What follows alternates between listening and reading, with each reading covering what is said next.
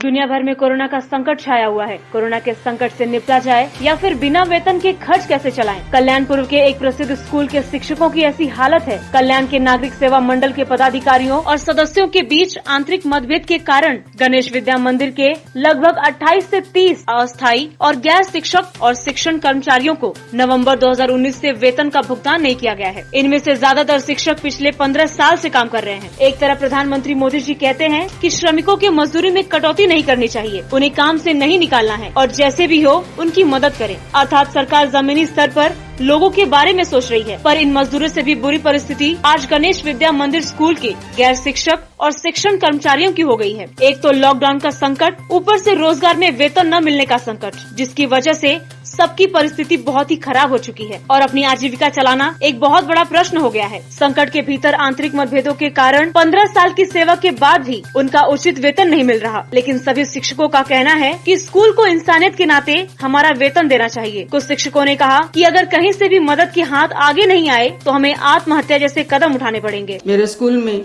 जो बिना granted teacher लोग हैं, कई पिछले 12-15 सालों से वो हमारे स्कूल में पढ़ रहे हैं। नवंबर 2019 से उन लोगों को तनख्वाह नहीं मिल रही है। हमारी स्कूल के मैनेजमेंट नागरिक सेवा मंडल कैनरा बैंक में उनका खाता है, तनख्वाह का खाता है, उनमें से शिक्षकों को तनख्वाह दी जाती है। हमारे स्कूल के मैनेजमेंट भगवान Borse sir, RD. Patil sir और श्रीकांत कुलकर्णी, इन तीनों ने कैनरा बैंक में का अकाउंट का फ्रीज किया है। इसी वजह से टीचरों को तनख्वाह नहीं मिल रही है। मैंने आर.डी. पाटिल सर और भगवान बोरसे से फ़ोन पर कई बार बातें की, लेकिन उन्होंने मुझे कई सही जवाब नहीं दिया है। आज देश भर में कोरोना वायरस की वजह से लॉकडाउन है। इन शिक्षकों को आर्थिक मुसीबतों का सामना करना पड़ रहा है। मैं मैनेजमेंट से गुजारिश करना चाहूँगी कि इन शिक्षकों को जल्द से जल्द तनख्वाह दी जाए। स्कूल में बच्चे 2.5 से 3 हज़ार तक बच्चे लोग पढ़ते हैं।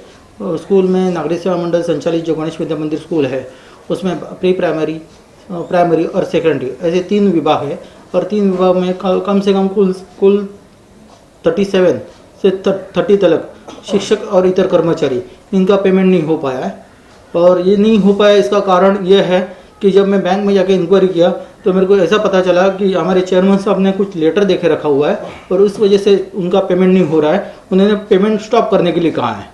तो उनसे भी मैंने मतलब निवेदन किया है कि झगड़ा इसमें होता है, अपने संस्था में झगड़ा होता है, लेकिन शिक्षक लोगों का पेमेंट रोकना ठीक नहीं है। इसकी वजह से उनका पेमेंट होना जरूरी है। उसके लिए मैं अथक प्रयत्न कर रहा हूँ, लेकिन वो सफल नहीं हो पा रहा है। कम से कम पगार शिक्षक लोगों का 5 से 6 महीने से पगार अटका हुआ है। कल्याण से सुनील शर्मा, VSRS न्यूज।